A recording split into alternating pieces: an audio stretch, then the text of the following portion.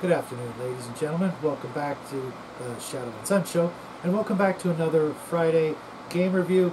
This is kind of an Arduino review, only because of a couple of little pieces of information I'll impart to you guys a little bit later in the episode. But right off the bat, this is Star Rovers by Untill Miniatures back in 1981. Although they say they started working on this game 3 years prior to its release. That puts it at, starting at 1978. And a lot of the concepts and ideas in this game were clearly borrowed, using the term rather loosely, from many game companies that would come afterwards, including Games Workshop. I believe the term Eldar, as we're all probably familiar with it, probably stemmed from this very box set. But before we get into it, I'd like you guys to feast your eyes on this glorious stash on our main hero on the cover of this box.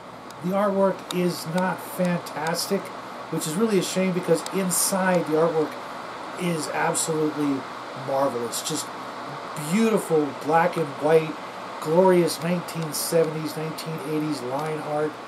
But just check out that classic stash. Now inside the box we have a crap ton of really bizarre manufactured items. Right off the bat, dice, original dice in the original bag with glorious fading discoloration aplenty on all the dice. They used to be white, now they are a tobacco stained bone looking color. Trust me, I'm an expert. Now the book, right off the bat, the cover is pretty nice. It's got that weird sort of felt black light poster look to it.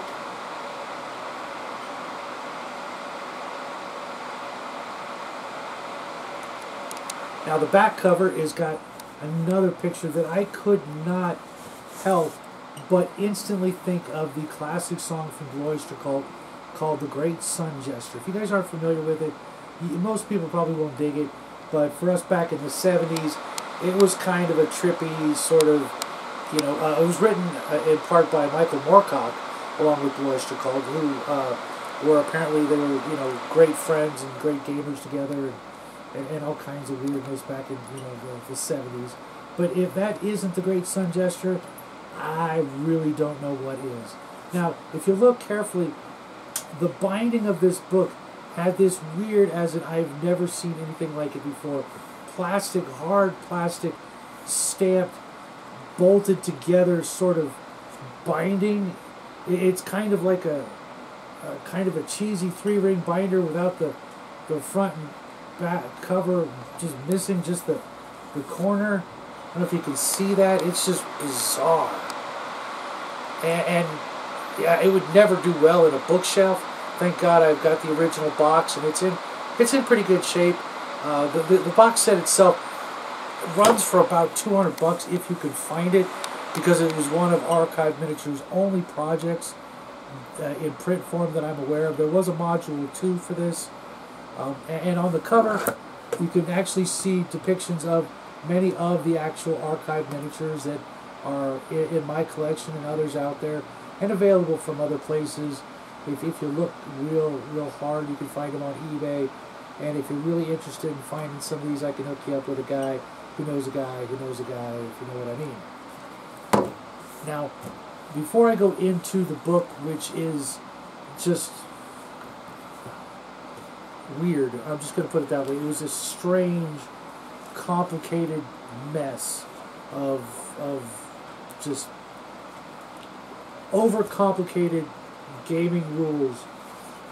Had here an archive mail-in form for their catalog, I guess, an advertisement for Sword Lords, which I actually also own and have never played, just because it was just not my cup of tea.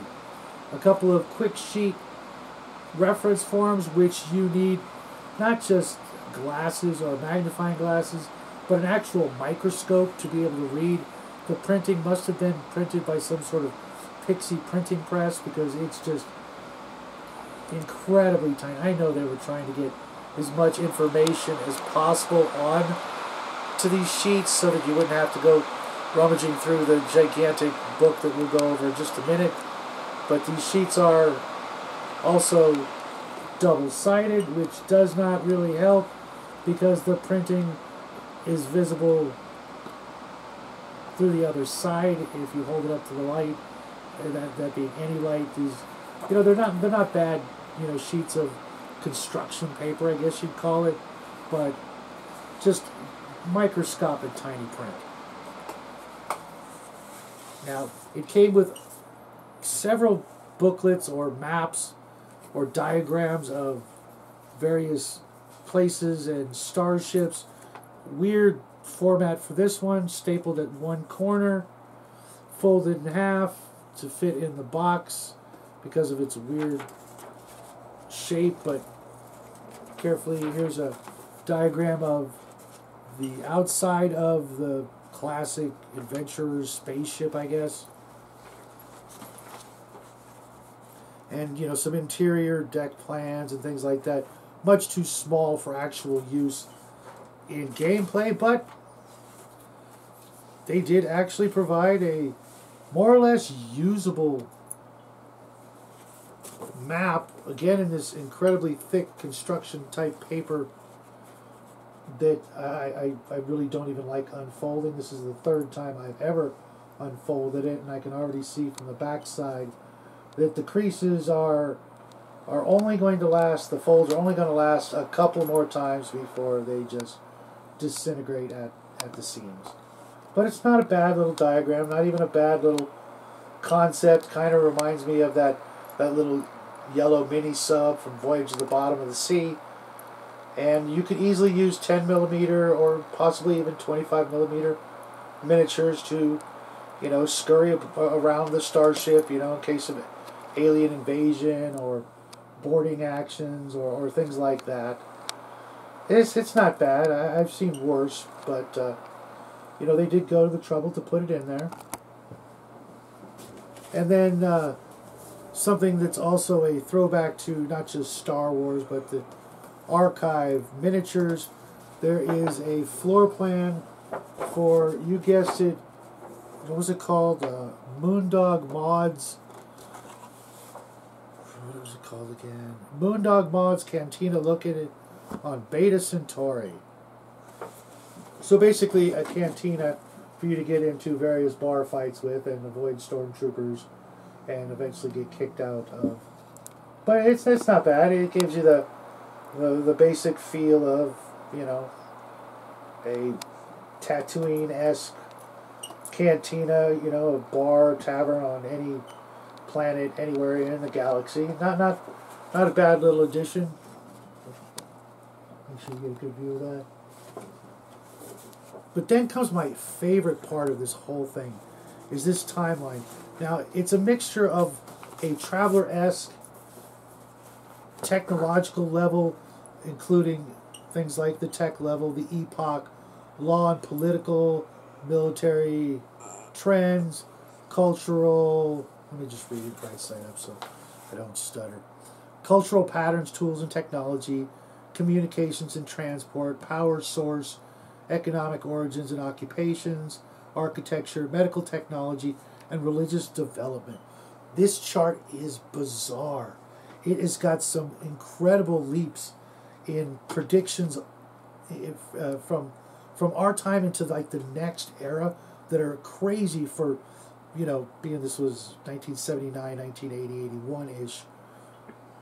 But maybe if I find a way to do this, I'll try and post this so you guys can read it, because it is just got some incredibly insightful leaps in predictions of what's going to happen from then to now, and a little bit further in what appear to be pretty good, pretty good clip. They really got it down. They really had a keen insight into what's going to be the future, all the way into some very bizarre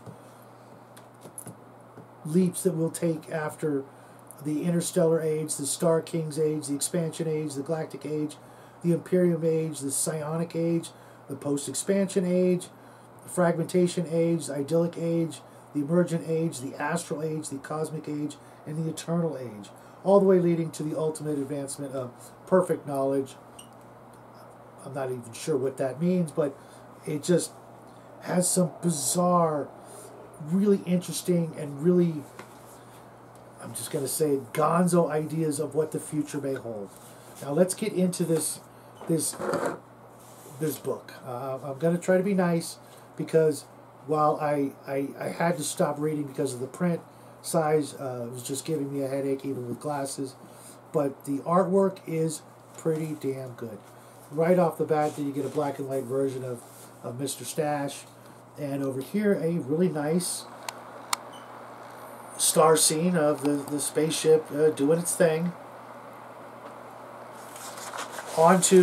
Now, mind you, most of this artwork was done by Greg Espinosa, and if you're not familiar with him, he did a lot of Arduin artwork, so much so that he had to do a classic rendition of everybody's favorite femme fatale from Arduin, that being Shardra the Castrator, but in sci-fi regalia. If you cannot see the resemblance there, I recommend you go back and grab the Arduin trilogy, especially in hardback from Emperor's Choice, because it's the best starting point for all things Arduin. But the kid's work was phenomenal. This chart right here, which is used over and over again, is a 40 X and Y coordinated mess of just what were they thinking. It uses the case system for all the writings, but even look at that. This kid just had it going on. And I hear he's going to be working with Arduin again, and I cannot wait to see what he comes up with for the future of Arduin and anything else they work on. Let's see if I can find a couple more great pictures, because that's all I really appreciated from this book. Getting as far as I could, there were many images of actual archive miniatures. I mean, almost, he must have had the entire collection of miniatures to draw from, because, see, look. I know my sport recognizes that one right there, right? The Assassins of Entropy, right? I love that miniature. It's just a weird thing. I've got like 10 of them, and I'm working on a sort of Power Rangers theme, one of each color. There's the Centaur Miniature. The actual gun drawings are weak. I'm guessing somebody else actually drew those. I have to be careful because the book's actually splitting now.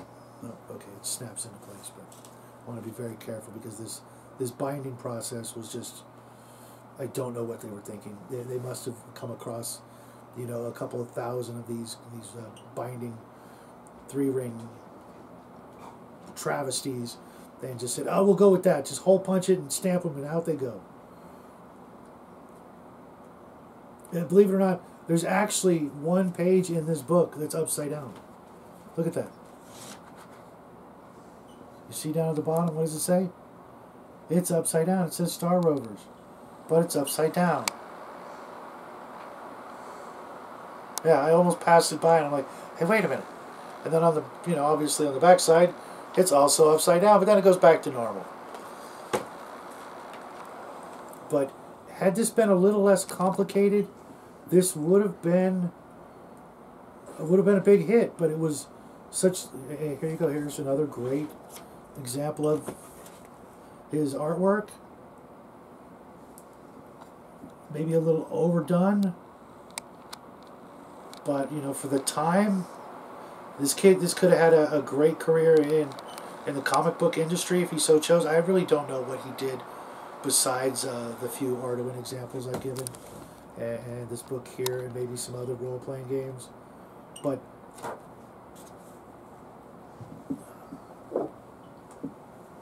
okay, it's literally actually falling apart now. I'm going to have to file this away forever. But before I let you guys go, I wanted to let you know why this is included in a Friday Artist review. Neville Stockton, who was the owner and creator of Archive Miniatures and the chief sculptor, as far as I know.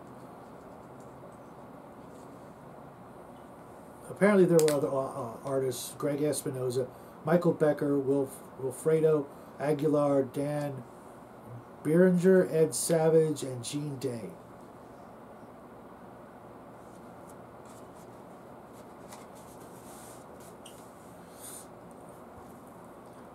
In the acknowledgments, the game before you has been over 3.5 years in the making. It is now in its 4th evolution.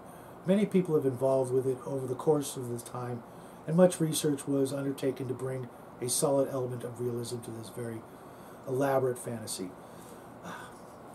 I would therefore like to sincerely thank my colleagues in this endeavor, without whose loyalty, assistance, and creativity this work would never have been completed. David A. Hargrave, for all his ideas and concepts on effective game design, and especially for his many and invaluable discourses on what it takes to make a good game master. David, more than anyone else, influenced my attitudes and approach toward putting this game together.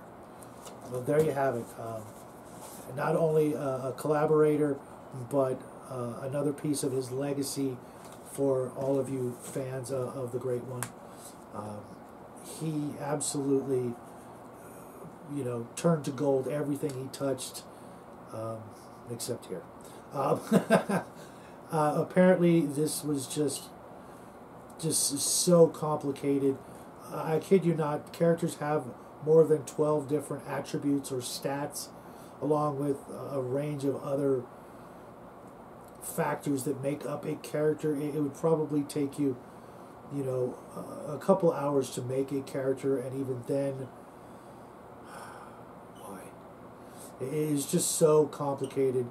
Traveler had already been out for a couple of years by then, and this compiles more information than.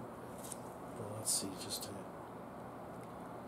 oh, for Christ's sake! They don't even give you actual page numbers, so I can't tell you how many pages it is. Because they went with the case system, there are no page numbers anywhere to. Oh my God! What a nightmare. Again, if you have it, I give it a read as far as you can, just to get some ideas of different things. But all in all, not a game I'll ever run. Not a game I can imagine people are still playing. It's just one of those curiosities for you completionists out there like myself. I am really glad I have this, and I'm really glad I got to go through it with an eye toward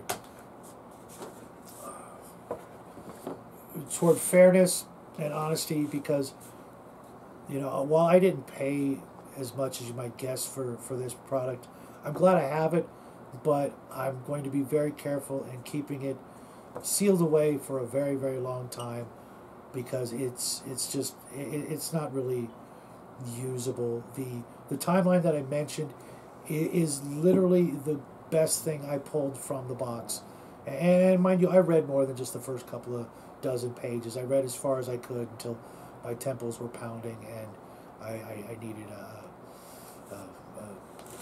half a dozen Excedrin. Definitely a piece of gaming history, and definitely something that belongs in a museum. Hopefully Emperor's Choice has a copy of this in as good a condition as I have this, and they have it framed somewhere up on a wall, in their hall of records of all things Arduin and all things David A. Hargrave. But for the rest of you folks out there, probably gonna want to pass on this, unless, like I said before, you are a completionist, or you really like overly complicated, crunchy, confusing rule systems. I'm sorry to bag on it, but I can't see how this would have fared against things like even Star Frontiers. Just right out of the box, you're scratching your head going, what? No. I don't need 12 stats plus a half dozen other of these kind of stats before you even get to anything like skills or actual abilities. Just, overly complicated explanations and very, very user-unfriendly game design. I'm hoping that Hargrave's work on this had nothing to do with the mechanics and just the other textual suggestions. But there you have it, folks. Star Rovers, Archive Miniatures, a great miniature company, just not a great game company. Hope you guys enjoyed my take on this, and I hope to see you guys later on this week, if not tonight, over at the one and only Legion of Myth chill stream till the wee hours. I hope to see you guys there, and if not, the little guy and I tomorrow night, if all goes well, we'll have a little stream of our own, another sci-fi Saturday shadow chat. Hope to see you guys there.